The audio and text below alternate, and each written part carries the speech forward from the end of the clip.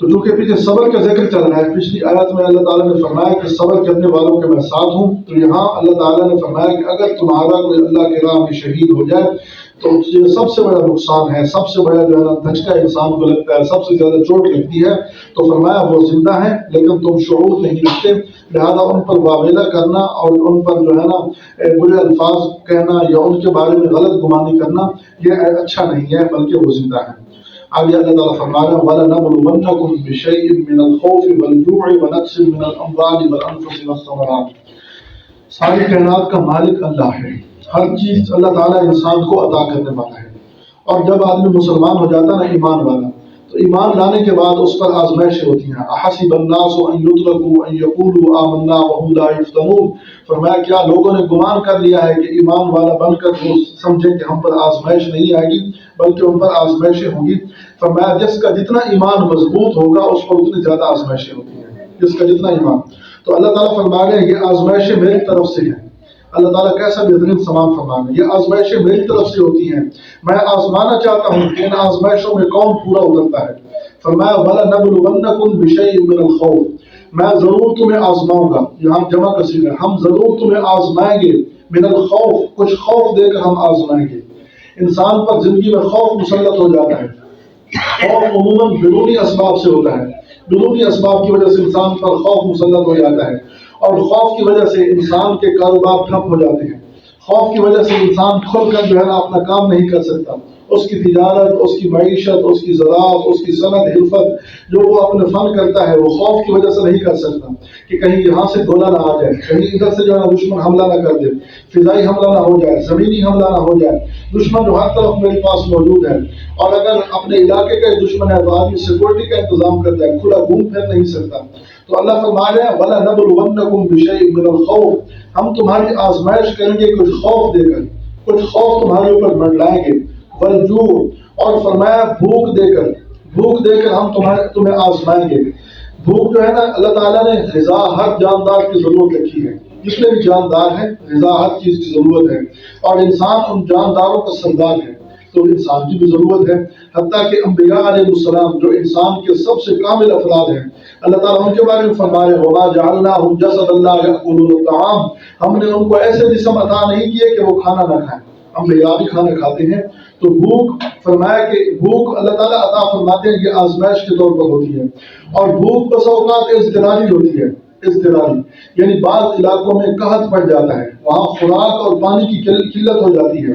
خوراک اور پانی کی کمی ہو جاتی ہے، تو فرمایا کہ یہ بھوک اضطراری ہے، وہاں جو ہے نا بھوک یعنی اسباب ایسے پیدا ہو جاتے ہیں کہ وہاں قحط پڑ جاتا ہے یا پھر مصائب آ جاتے ہیں، جیسے جو ہے نا ہمارے علاقوں میں کبھی کبھی جو ہے نا پانی آ جاتا ہے، پانی کی وجہ سے جو ہے نا پریشانی ہوتی ہے، ہمارے جو ہے نا وہ گندم وغیرہ ڈوب جاتی ہے، ہمارے یہ غلے وغیرہ ڈوب جاتے ہیں، ہمارے یہ چارے ڈوب جاتے ہیں، تو یہ اللہ کی طرف سے فرمایا آزمائش ہوتی ہے، یہ اضطراری ہے۔ اور ایک ہوتے ہے اختیاری بھوک، اختیاری بھوک میں ہوتی ہے کہ آدمی روزے کی حالت میں بھوکا پیاسا رہتا ہے، جو تو اپنے اختیار سے ہے نا، سب کچھ کھانے کی چیزیں موجود ہیں، سب کچھ پڑا ہے لیکن نہیں کھا رہا، تو فرمایا کہ ہم بھوک دے کر تمہیں آزمائیں گے، چاہے اضطراری بھوک ہو یا پھر اختیاری بھوک ہو، تو ہم تمہاری آزمائش کریں گے۔ اور فرمایا وَنَقْصٍ مِّنَ الْأَمْوَالِ وَالْأَنفُسِ، ہم تمہارے مال اور جانوں میں کمی کر کے تمہیں آزمائیں گے۔ انسان کی معیشت کا مدار انہی دو چیزوں پر ہے، مال اور جان۔ انسان جو تگڑا ہوتا ہے نا، مالدار ہوتا ہے، تو وہ مال کی وجہ سے، اسی طرح مال کو موجود ہو لیکن افراد نہ ہو، ایک آدمی کے پاس ماشاءاللہ کافی جو ہے ڈنگر اس نے رکھے ہوئے ہیں، کافی جانور رکھے ہوئے ہیں، لیکن ان کو سنبھالنے والا کوئی نہ ہو، اپنے پاس جانی یعنی افرادی قوت نہ ہو، تو پھر بھی یہ نہیں سنبھالا جا سکتا۔ تو اللہ فرما رہے ہیں کبھی ہم مال میں کمی کر دیں گے، کبھی تمہاری معیشت پر ہم ہاتھ ڈال دیں گے، اور کبھی تمہاری جانوں میں کمی کر دیں گے، تمہارے افراد ہم لے لیں گے، تو یہ اللہ کی طرف سے آزمائش ہوتی ہے۔ اور فرمایا والثمرات، اور کبھی کبھی ہم پھلوں میں کمی کر دیتے ہیں، یہ بھی آزمائش ہوتی ہے۔ پھل جیسے ایک آدمی کو امید ہو کہ میں نے جو ہے نا یہ رقبہ کاشت کیا ہے 4 کنال، اس کے اندر جو ہے نا 40 من ہوں گے، 50 من ہوں گے، لیکن وہ 40-50 نہیں ہوتے، 10 من ہوتے ہیں، تو یہ اللہ کی طرف سے کمی ہو جاتی ہے، یہ اللہ کی طرف سے آزمائش ہو جاتی ہے۔ اور ثمرہ کہتے ہیں ہر چیز کے نتیجے کو، ہر چیز کے نتیجے کو، مثلا کوئی درخت ہے اس کے پھل کو ہم ثمرہ کہیں گے. اسی طرح جو ہے نا کوئی یعنی کوئی ایسا درخت جس کے اوپر جو ہے نا وہ پھل فروٹ لگتے ہیں، فروٹ، اب فروٹوں کے اندر کمی ہو گئی، کھجوروں کے اندر کمی ہو گئی، تو یہ اللہ تعالیٰ فرما رہے ہیں کہ ہم تمہارے نتائج یعنی پھل ان کے اندر کمی کر کے ہم تمہیں آزمائیں گے. امام شافعی رحمہ اللہ فرماتے ہیں یہاں پھل سے مراد انسان کی اولاد ہے. انسان کی اولاد یہ انسان کا پھل ہے، انسان کا نتیجہ ہے. اور حدیث پاک کے اندر اس کا ثبوت ملتا ہے کہ جب کسی آدمی کا چھوٹا بچہ وہ فوت ہو جاتا ہے تو اللہ تعالیٰ فرشتوں کو فرماتے ہیں فَقَبَضْتُمْ رُوحَ ابْنِ عَبْدِي، اے میرے فرشتوں تم نے میرے بندے کے بیٹے کے روح کو قبض کر لیا. وہ فرماتے ہیں نام یا اللہ،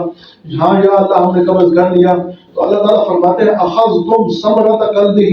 تم نے اس کے دل کا پھل توڑ لیا. یعنی اللہ تعالیٰ فرماتے ہیں تم نے اس کے دل کا پھل توڑ لیا. اولاد محبوب ہوتی ہے نا، سب سے زیادہ محبوب اولاد ہوتی ہے. تو اللہ فرما رہے ہیں تم نے اس کے دل کا پھل توڑ لیا، یعنی اس کے دل کو تم نے ضرب لگائی. یہ اللہ تعالیٰ فرما رہے ہیں. تو یہاں ثمرہ سے مراد اولاد ہے.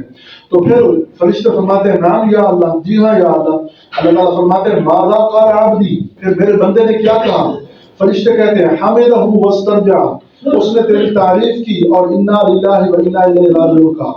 تو فرشتے کہتے ہیں کہ یا اللہ اس نے تیری تعریف کی، تیرے پر شاکر ہو گیا اور اس نے انا للہ پڑھی. تو اللہ تعالیٰ فرماتے ہیں کہ اس بندے کے لیے لکھ دو کہ میں نے اس کے لیے جنت میں بیت الحمد تیار کر دیا ہے، اس نے میری تعریف کی ہے. تو یہاں حدیث بات لانے کا مقصد یہ ہے کہ ثمر اللہ تعالیٰ فرما رہے ہیں، ثمر یعنی انسان کی اولاد کو ثمرہ فرما رہے ہیں. تو اللہ فرما رہے ہیں ہم تمہارے مالوں میں کمی کریں گے، تمہاری جانوں میں کمی کریں گے، تمہاری اولاد تم سے لے لیں گے. تو اس وقت یہ ہماری طرف سے آزمائش ہوگی. فرمایا اس وقت کون ہے جو صبر کرے گا؟ تو جو صبر کرے گا فرمایا وبشر الصابرین، اے میرے محبوب ایسے صبر کرنے والوں کو خوشخبری سنا دو.